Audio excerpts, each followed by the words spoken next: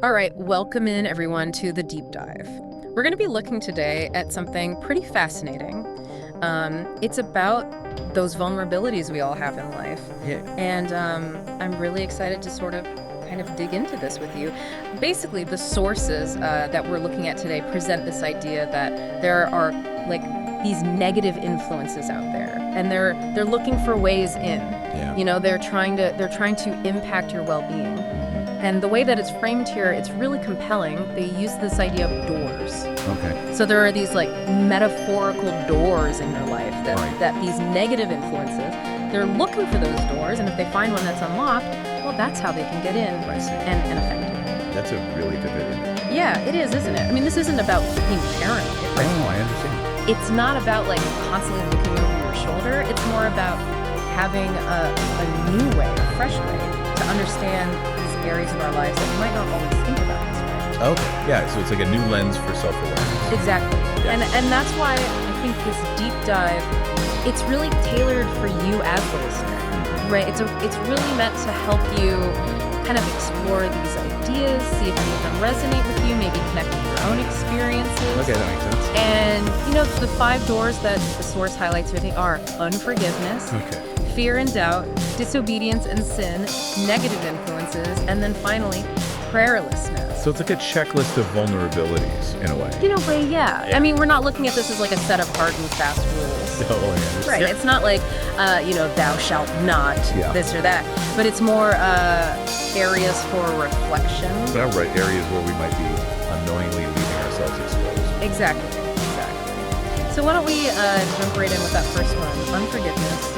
Okay, sounds good. You know, I think most of us can relate to that feeling, right? Oh, absolutely. When someone wrongs you, that anger, it's like a natural response. Yeah, it can feel completely justified. Totally justified, right? You're like, hey, I deserve to be angry. You know, I was thinking about that just the other day. I almost felt like, well, it's hard to explain. Oh, go on. It's like you hold on to that hurt, like it's something you're entitled to. Yeah. It's a validation of how deeply you were affected.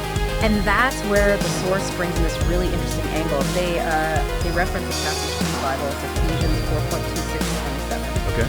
And it advises, do not let the sun go down while you are still angry, and do not give the devil a foothold. Do not give the devil a foothold. Huh? Yeah, and that's where it gets kind of thought-provoking, right? Right. Because it's this idea that lingering anger, that resentment that you just don't let go of, it can create an opening. A foothold. A foothold, yeah, as the verse puts it, for negative influences to get in. And I think for the listener, the key takeaway here is that holding on to resentment, you know, it's not punishing the person who wronged you. Right. You're not hurting them by holding on to it. Right. It's actually creating a vulnerability within yourself. Yeah. You're the one carrying that burden. And it can be really, really draining. It can be exhausting, that constant negativity churning inside. And the source goes on to explain that this unforgiveness, it can actually give these negative influences what they describe as legal access to your part in your relationship. Legal access. That's quite a metaphor. It is, isn't it? It's like you're signing some kind of contract, giving them permission to mess with you. Right, yeah. It suggests that by refusing to let go of that hurt, you're somehow like giving permission for that negativity to take root. Almost like you're holding the door open and inviting it in. Yeah, Like a exactly. self-inflicted wound, in a sense.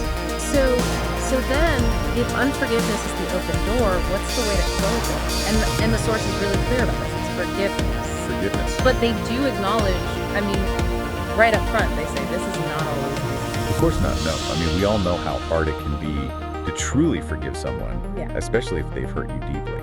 Right, and it's important to clarify here, forgiveness, it doesn't mean condoning what happened. No, absolutely not. It's not about pretending it didn't happen or saying it was okay. It's not about minimizing the wrong, no. It's about releasing yourself from the burden of that anger and resentment.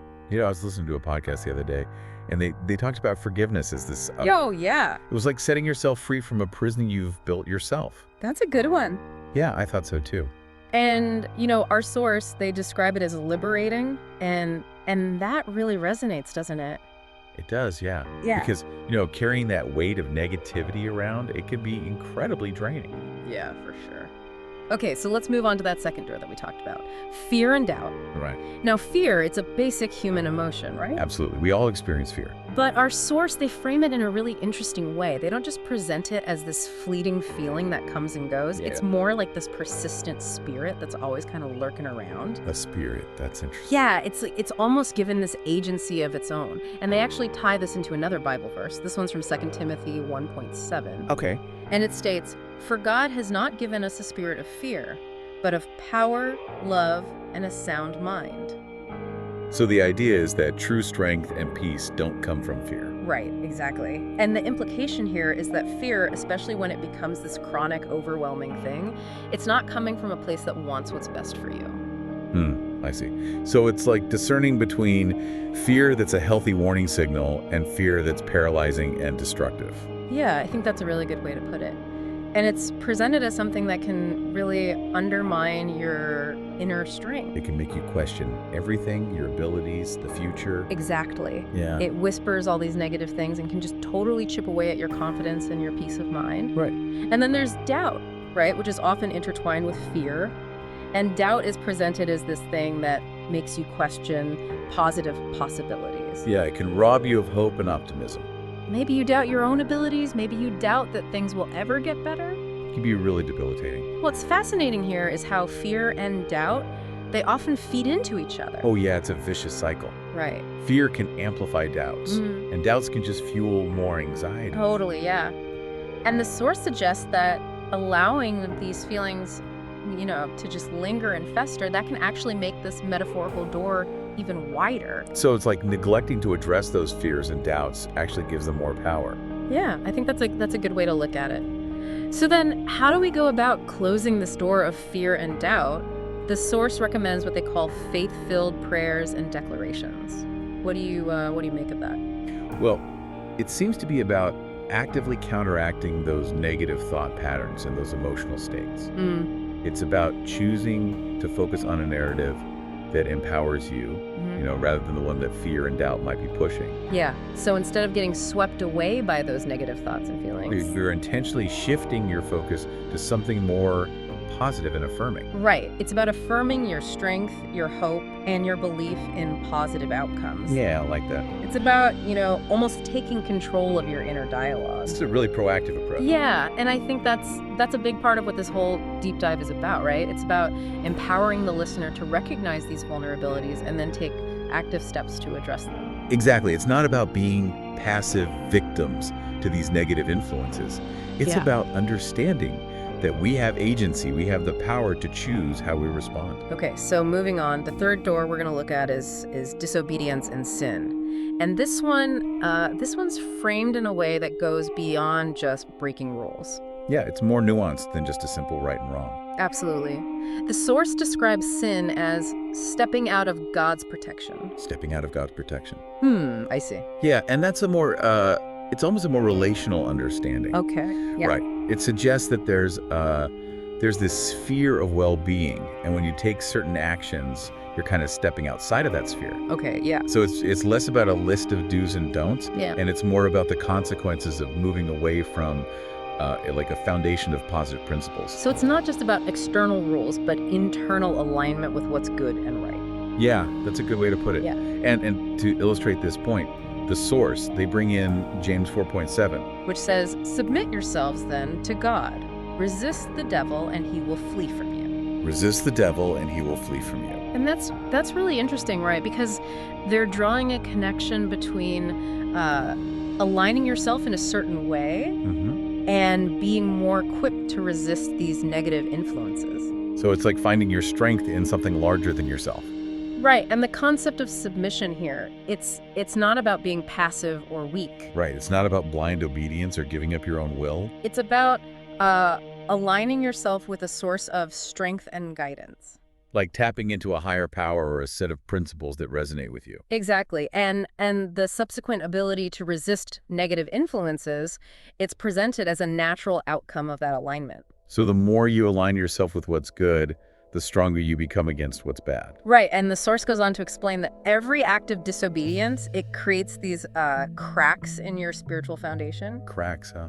That's a powerful image. Yeah, it is. Like little vulnerabilities that can weaken the whole structure. Exactly. And it makes you more susceptible to those negative influences. And they actually give some really relatable examples here, like gossip, dishonesty, or hidden habits. So it's not just about the big dramatic sins, but those everyday compromises we make. Right. It's these things that might seem small on their own, Yeah. but over time they can really add up. And I think that's something for the listener to really consider, those seemingly minor deviations from your own values.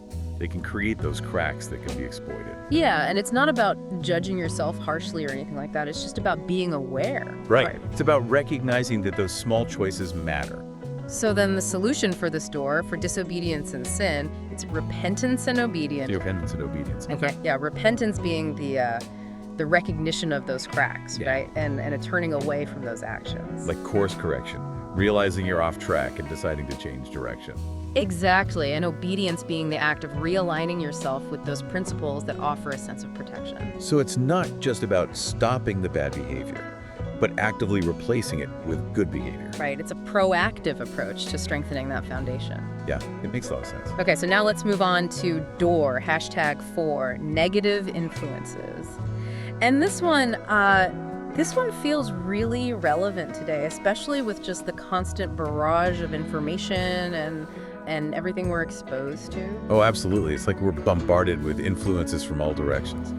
This door focuses on those external elements that we allow into our lives. Okay. The people we hang out with, the media we consume, the habits we develop. It's about recognizing that our environment plays a huge role in our overall well-being. Yeah, absolutely. And to highlight this, the source brings in 1 Corinthians 15.3.